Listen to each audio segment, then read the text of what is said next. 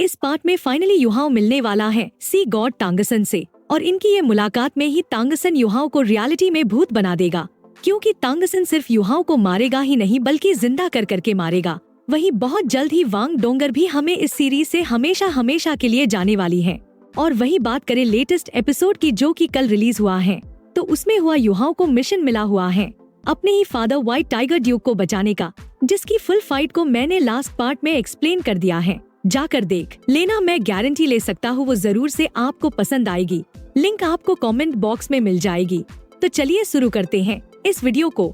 इस पार्ट की स्टार्टिंग में ये मिस्टीरियस बंदा कहता है ये डीप एडवेंचर शुरू होता है और इसमें तुम्हें किसी को बचाना है जिसकी लोकेशन मिंगडू सिटी के वेस्ट में है, और बेबे और जू सांसी ये दोनों ही उसी डायरेक्शन में मूव कर रहे होते हैं और इन दोनों को ही खतरे से बच के वेस्टर्न माउंटेन्स में लौटना है, और अगर तुम लोग फेल होते हो तो सजा मौत मिलेगी। और इस चीज को सुनकर युहाओ काफी ज्यादा सीरियस होते हुए कहता है धत तेरी की, ऐसा लगता है कि ब्रदर बेबे और जू सांसी का जो डीप एडवेंचर है वो मिंगडू सिटी के अंदर ही हो रहा है, और वैसे तो हमें उन्हें बचाना है लेकिन इसने हमें उनकी एग्जैक्ट लोकेशन नहीं बताई है, इसलिए हमें सबसे पहले उनको ढूंढना होगा। यहाँ तक कि वैसे ये मिशन काफी ज्यादा डिफिकल्ट है, लेकिन अब भी एक पर्सन है जो कि इसमें मेरी मदद कर सकता है।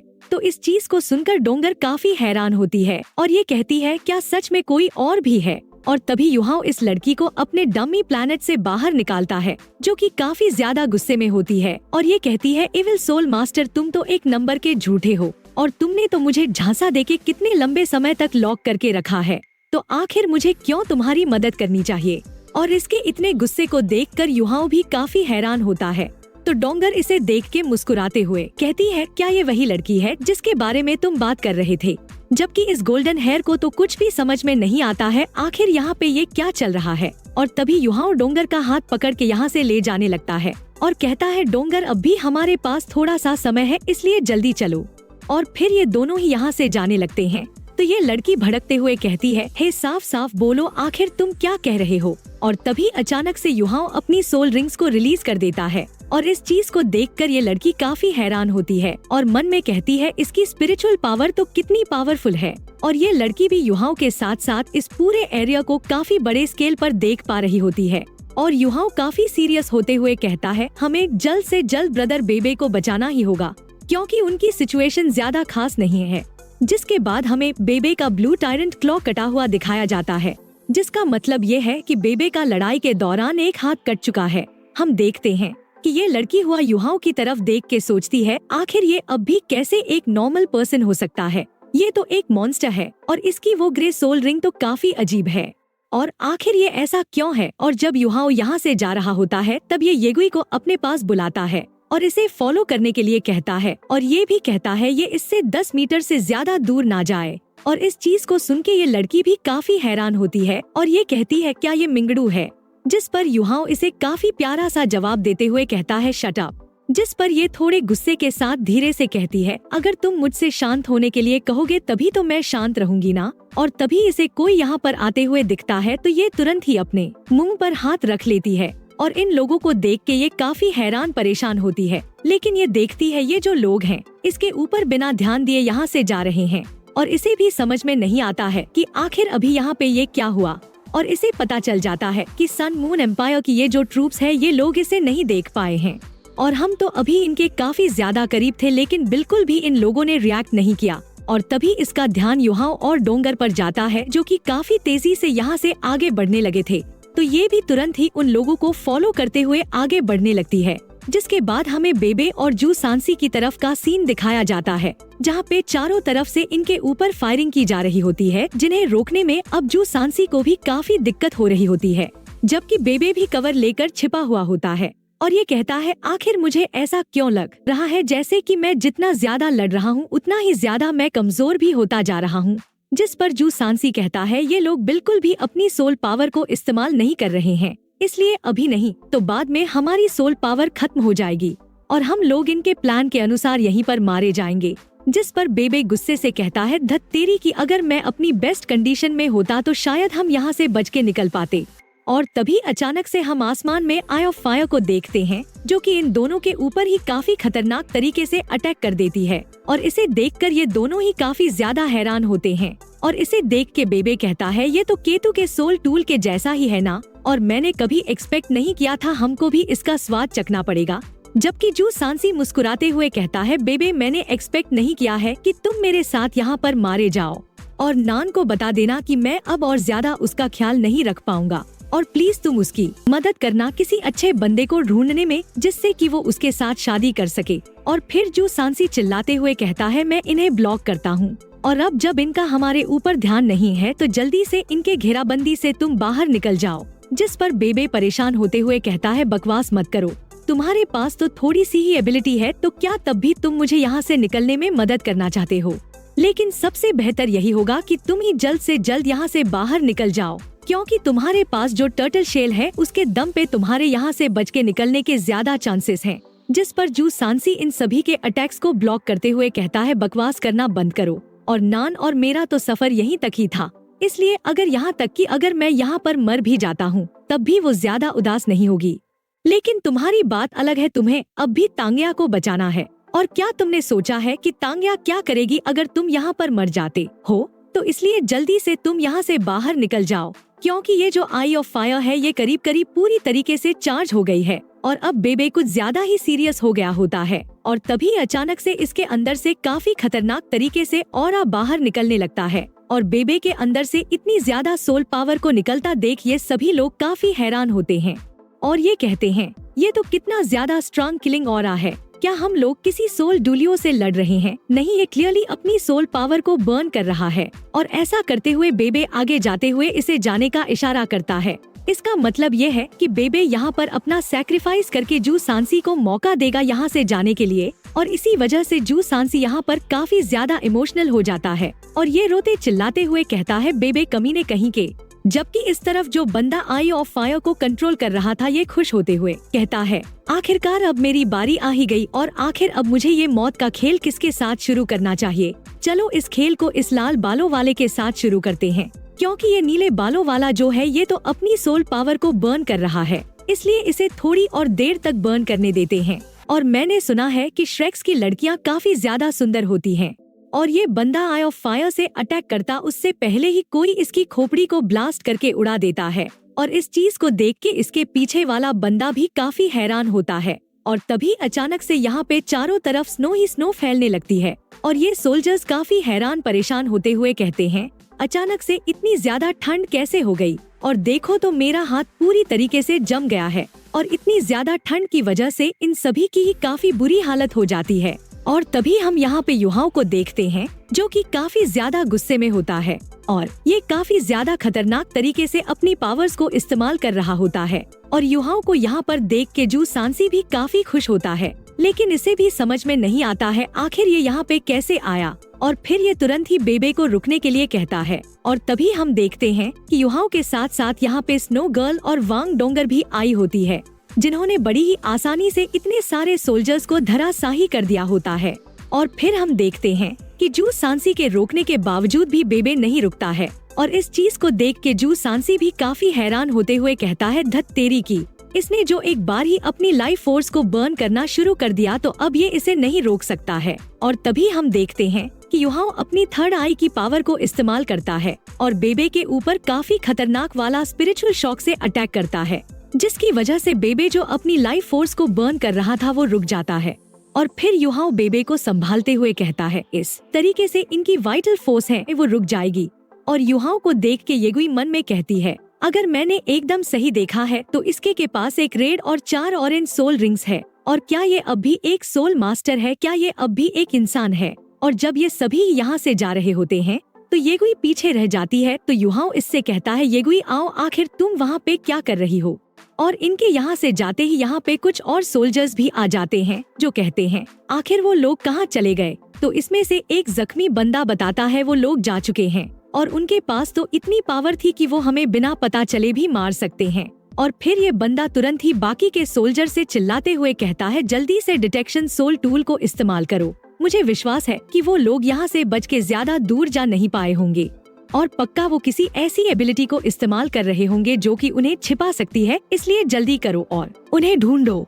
हम देखते हैं ये जो बंदा होता है ये लेवल 7 के डिटेक्शन सोल टूल को एक्टिवेट कर देता है और इसकी मदद से ये इन सभी को ढूंढने की कोशिश करते हुए कहता है, क्या तुम एक ऐसे बंदे हो जो कि आइस एट्रीब्यूट का इस्तेमाल करता है और मुझे विश्वास नहीं हो रहा है कि मैं तुम्हें ढूंढ नहीं पा रहा हूँ। और तभी अचानक से इसके सोल टूल के अंदर अलार्म बजने लगता है और इसे देख के इसके काफी तगड़े वाले होश उड़ जाते हैं और ये तुरंत ही अपने साथियों के साथ यहाँ से भगते हुए कहता है, यहाँ से जल्दी से निकलो, यहाँ पे एक रैप है। और तभी अचानक से यहाँ पे काफी ज्यादा तगड़ा और बड़ा ब्लास्ट होता है, जिसके बाद हम एक जगह पे युहाओ और वांग डोंगर को देखते हैं, जहाँ पे ये येगुई से कहते हैं, मिस यहाँ पे आप सेफ हैं। हालांकि हमें अभी और भी ज्यादा काम है, इसलिए मैं बता देता हूँ कि हम श्रेक्स कॉलेज के स्टूडेंट्स हैं और मेरा नाम हुआ युहाओ है, जबकि इसका नाम वान डोंगर है। और इस वजह से ये लड़की काफी हैरान होते हुए मन में कहती है, अब कोई हैरानी नहीं है कि इस बंदे के पास इतनी सारी अजीबोगरीब एबिलिटीज क्यों हैं, क्योंकि ये असल में श्रेक्स कॉलेज से है। और फिर युहाओ इससे कहता है, हम सभी का ही एक ही दुश्मन है और काफी हद तक ये हो सकता है कि फ्यूचर में हम साथी भी बने। और अगर आपकी हमारा साथ देने की इच्छा हो तो श्रेक्स कॉलेज के हमेशा आपके लिए दरवाजे खुले रहेंगे। और क्योंकि आपके पास एक एंजल मार्शल सोल है तो आप एक इविल सोल मास्टर से लड़ सकती हैं। और अगर आपको सही तरीके से गाइडेंस मिल सके तो आप निश्चित रूप से फ्यूचर में काफी अच्छे रिजल्ट्स को अचीव कर सकती है। जिस पर येगुई कहती है, ठीक है, मैं इस बारे में सोचूंगी। और क्योंकि युहाओ और डोंगर ने डीप एडवेंचर को पास कर लिया था, इसलिए अब ये दोनों ही लौट के जा सकते थे।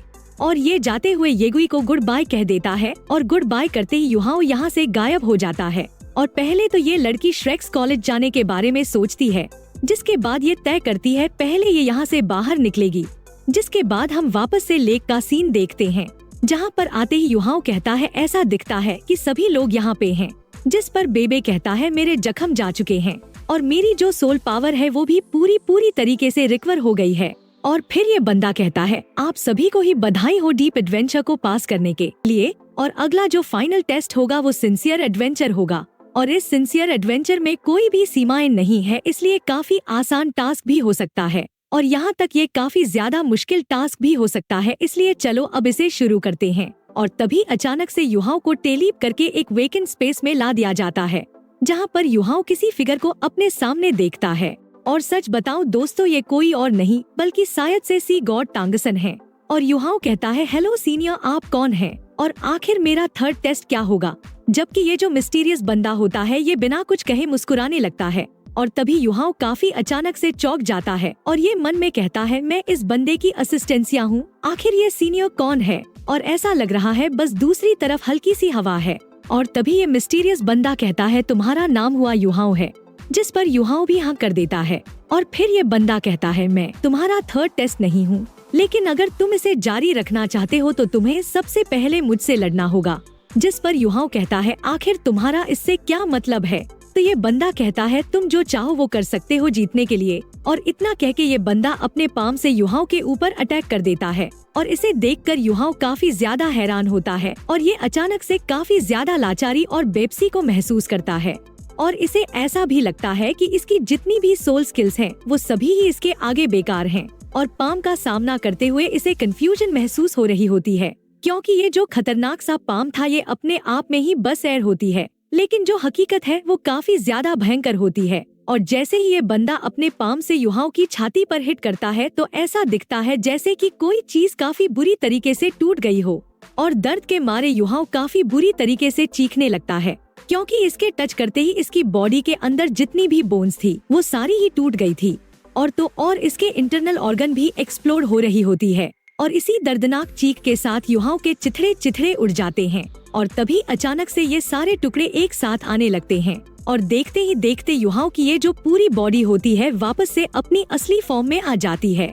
और युहाओ सोचता है, क्या मेरा अभी अभी फिर से जन्म हुआ है? और ये फीलिंग तो एकदम असली लग रही है। और तभी अचानक से ये बंदा युहाओ से कहता है, चलो दोबारा से आ जाओ। और ये तुरंत ही वापस अपने पाम अटैक कर देता है तो युहाओं भी पीछे हटने लगता है। और इस चीज को देख के ये बंदा कहता है तुम तो काफी ज्यादा कमजोर हो और मैं सच में तुमसे काफी ज्यादा डिसअपॉइंट हुआ हूँ क्योंकि तुम लड़ने का साहस भी खो बैठे हो। और इस बंदे के अटैक की वजह से वापस से युहाओं की चिथड़े चिथड़े उड़ जाते हैं, लेकिन वापस से ये चिथड़े आपस में मिलकर युहाओं बन जाते हैं और युहाओं काफी बुरी तरीके से हाफ रहा होता है। और युहाओं कहता है आखिर अभी मुझे क्या करना चाहिए, क्योंकि देख के तो नहीं लगता है कोई भी तरीका है इससे जीतने का। और फिर ये यहाँ से भागते हुए मन में कहता है अगर मैं तुमसे लड़ नहीं सकता हूँ तो क्या हो अगर मैं यहाँ से भाग जाऊँ। और तभी ये बंदा वापस अपने पाम से अटैक करते हुए कहता है ये बचकानी हरकतें करना बंद करो। और इसी के साथ वापस से युहाओं का खेल खत्म हो जाता है और इसके चिथड़े चिथड़े उड़ जाते हैं, लेकिन वापस से ये जिंदा हो जाता है। और ये काफी परेशान होते हुए मन में कहता है सच में काफी ज्यादा दर्द होता है और ऐसा महसूस होता है कि कई बार मेरी सोल के टुकड़े टुकड़े हो गए हो। और वैसे इसने अभी अभी क्या कहा है, इसने कहा है कि मेरे पास इससे लड़ने का साहस भी नहीं है। और क्या ऐसा हो सकता है कि ये इस तरीके से मेरे साहस का टेस्ट ले रहा हो। और फिर युहाओं काफी खतरनाक तरीके से अपना पंच इसके ऊपर करने लगता है, लेकिन ये बंदा वापस से अपने पाम के अटैक से युहाओं का जो राइट हैंड होता है जिससे ये अटैक कर रहा था उसके चिथड़े उड़ा देता है। तो युहाओं तुरंत ही अपने लेफ्ट हैंड से भी अटैक कर देता है तो ये बंदा इसके पूरे ही चिथड़े उड़ा देता है, लेकिन वापस से युहाओं जिंदा हो जाता है। और ये मन में कहता है इस बार ही इसे 2 अटैक्स लगे मुझे खत्म करने के लिए। और इसी के साथ युहाओं की काफी गंदी वाली सटक गई होती है और ये बावला सा हो जाता है और ये इविल तरीके से हंसते हुए कहता है तो चलो अब देखते हैं कि आगे क्या होता है। और हमें दाई हुआबिन के साइड का सीन दिखाया जाता है जहाँ पर इसे किसी और जगह पर टेलीपोर्ट करके भेज दिया गया था। और दाई हुआबिन इस जगह को देखकर थोड़ा हैरानी के साथ कहता है आखिर ये जगह क्या है और आखिर इस एडवेंचर का पर्पस क्या है। और तभी इसे किसी के चीखने की आवाज सुनाई देती है और ये तुरंत ही पहचान लेता है कि ये जुलू है, इसलिए ये तुरंत ही उसी डायरेक्शन में भागने लगता है। और ये तुरंत ही अपनी सोल रिंग्स को रिलीज करते हुए एक मॉन्स्टर के आगे आ जाता है और ये मॉन्स्टर वाकई में काफी ज्यादा खतरनाक लग रहा होता है। और इसने यहाँ तक कि जुलू के हाथ को भी काफी बुरी तरीके से इंजर्ड कर दिया होता है। और जुलू की ऐसी हालत को देख के दाई हुआबिन भी काफी ज्यादा हैरान होता है। और तभी हम देखते हैं कि इस मॉन्स्टर ने जो जुलू के हाथ को पकड़ रखा होता है उसे ये काफी बुरी तरीके से मसलने लगता है। इसकी वजह से जुलू का जो हाथ होता है वो फटने लगता है। और इस चीज को देख के दाई हुआबिन को काफी ज्यादा गुस्सा आ जाता है और ये तुरंत ही काफी गुस्से से अटैक करने लगता है। और ये तो वाकई में काफी जानलेवा और काफी खतरनाक तरीके से इसके ऊपर अटैक करने लगा था। और ये पागलों की तरह इसे मारते हुए कहता है पहले मैं इसे मारूंगा जिसके बाद ही मैं तुम्हें ट्रीट करूंगा। जबकि इस तरफ जुलू की हालत काफी खराब होते जा रही होती है और इस क्रीचर ने जो जुलू के हाथ पे बाइट किया था इस वजह से इसके हाथ में जहर फैल जाता है और जुलू यहीं पे बेहोश हो जाती है। और तभी उस मॉन्स्टर को खत्म करके दाई हुआबिन भी यहाँ पे आ जाता है और ये कहता है जुलू मैं आ गया, आखिर तुम अब कैसी हो, चलो अब मैं तुम्हारे जख्मों को ठीक करता हूँ। और तभी ये जुलू के हाथ के साथ साथ इसके चेहरे पर भी काफी निशान पड़े हुए देखता है और इस चीज को देख के ये समझ जाता है इसके अंदर काफी खतरनाक तरीके से जहर फैल गया है। और अब इसे समझ में नहीं आता है कि अब इसे क्या करना चाहिए। और ये जो पॉइजन होता है वो इसकी हड्डियों तक फैल गया होता है और ये रोते हुए कहता है जुलू तुम्हें जिंदा रहना होगा, क्या अब इसे बचाने का कोई और रास्ता नहीं है। और फिर ये किसी नुकीली चीज को इसके हाथ की तरफ बढ़ाने लगता है और फिर ये चिल्लाते हुए कहता है कैसा रहेगा अगर मैं ये कर दूं, लेकिन क्या ये ठीक रहेगा और क्या सच में मुझे ऐसा करना चाहिए। जिसके बाद हमें किसी और जगह का सीन दिखाया जाता है जहाँ पे हमें छोटे से जू सांसी का सीन दिखाया जाता है और इस जगह को देख के ये कहता है ये जगह आखिर इतनी जानी पहचानी सी क्यों लग रही है। और तभी एक बंदा इसके पास आके कहता है सेकंड यंग मास्टर आखिर अब भी आप यहाँ पे क्यों हैं। तो जू सांसी इससे कहता है चैन वन आखिर तुम यहाँ पे क्यों हो। और ये बंदा कहता है ये जगह तो आपके लिए ही तैयार की गई है और सेकंड यंग मास्टर चलो चलते हैं, मैं आपको ले चलता हूँ। और जू सांसी मन ही मन बताता है ये जो काफी गरीब सा लड़का दिख रहा है ये मेरे बचपन का सबसे बेस्ट फ्रेंड है और ये मेरा काफी करीबी दोस्त और ब्रदर इन लॉ भी है। और ये लड़का कहता है आज आपकी एज सेरेमनी होने वाली है और आप तो हर दिन मुझे इस बारे में बताया करते थे ना, तो आज आपको जल्दी क्यों नहीं है। और जैसे ही जू सांसी को पता चलता है आज इसकी कमिंग ऑफ एज सेरेमनी है तो इसके काफी तगड़े वाले होश उड़ जाते हैं और ये काफी हैरान होते हुए मन में कहता है क्या ऐसा हो सकता है कि ये वही हो जिसके बाद हमें किसी और रूम का सीन दिखाया जाता है जहाँ पर जियांग नान काफी सज धज के बैठी होती है और ये इसी बारे में सोचते हुए मन में कहता है, हाँ बिल्कुल मुझे वो दिन याद है जब मैं 15 साल का हुआ था। उस दिन जियांग नान और मैं, और देख के ऐसा लगता है मेरी बॉडी काफी छोटी हो गई है, तो इसका मतलब ये है कि मैं अपने बचपन में लौट आया हूँ। और क्या ऐसा हो सकता है ये जो यिंग यांग लव क्वेश्चनिंग वैली है ये मुझे एक और मौका देना चाहती हो? और ये जो जवान सेक्ट है ये डुलियो एम्पायर का एक हिडन सेट है और इसके कस्टम के अनुसार वो सभी मेल्स जो कि सेक्ट के डायरेक्ट डिसेंडेंट होते हैं उन्हें 15 साल की उम्र में एक स्पेशल अवेकनिंग सेरेमनी से होकर गुजरना ही होता है। और अगर उनके पास एक मार्शल सोल होती है तो इसके एक बारी कंप्लीट हो जाने पर मार्शल सोल का जो इवोल्यूशन होता है वो कंप्लीट हो जाता है। और अगर ये एक जॉनवू शील्ड के अंदर इवॉल्व होती है तो वो बंदा सेक्ट मास्टर कैंडिडेट के लिए फर्स्ट हायर बन जाता है। इसलिए इनके लिए काफी अच्छी फैमिली से एक लड़की को चूज किया जाता है। और अगर दूसरी पार्टी भी सच में इस चीज के लिए तैयार होती है तो उन्हें काफी बड़ी मात्रा में पैसा दिया जाता है। और अगर वो लड़की सेक्ट को ज्वाइन करना चाहती है तो वो रुक सकती है, लेकिन अगर वो लड़की सेक्ट को ज्वाइन नहीं करना चाहती है तो वो जा भी सकती है, लेकिन उसे जाने से पहले काफी बड़ी मात्रा में पैसा देना भी होगा खजाने के रूप में। और ये बंदा बताता है हर कोई तैयार है और यंग मास्टर के आने तक का इंतजार करो। जिसके बाद कमिंग ऑफ एज सेरेमनी को शुरू किया जाता है और तभी हम जू सांसी को देखते हैं जो कि थोड़ा सा परेशान होते हुए मन में कहता है, मुझे वो रात याद है। नहीं, मुझे आज की रात काफी अच्छी तरीके से याद है क्योंकि मेरी फैमिली ने मुझ पर काफी जोर डाला था और तो और इस चीज को लेकर मेरी जिज्ञासा भी थी। और तभी ये जो बंदा होता है ये जू सांसी के पास आकर कहता है, ठीक है यंग मास्टर, अब आप अंदर जा सकते हैं। और इस चीज को सुन के जू सांसी मन में कहता है, उस रात मैंने काफी बड़ी गलती की थी। और ये बंदा जू सांसी से कहता है, यंग मास्टर, वो लड़की जो आपके लिए तैयार की गई है वो वाकई में काफी सुंदर है और पार्टी आर्च ने कहा है कि अगर आप उसे पसंद कर लेते हैं तो आप उसे शादी भी कर सकते हैं और ऐसा करने में कोई प्रॉब्लम भी नहीं होगी। और फिर जू सांसी कहता है, नान मैं आ रहा हूँ और अगर यंग यांग लव क्वेरिया मौका देती है और यहाँ तक कि अगर इसके बदले में मेरी उम्र 10 साल कम भी हो जाती है तब भी मैं ये करूँगा। जिसके बाद जू सांसी उस रूम के अंदर आ जाता है जहाँ पे जियांग नान को इसके लिए तैयार करके रखा गया था, जबकि इस तरफ ये छोटी सी जियांग नान काफी कांप रही होती है।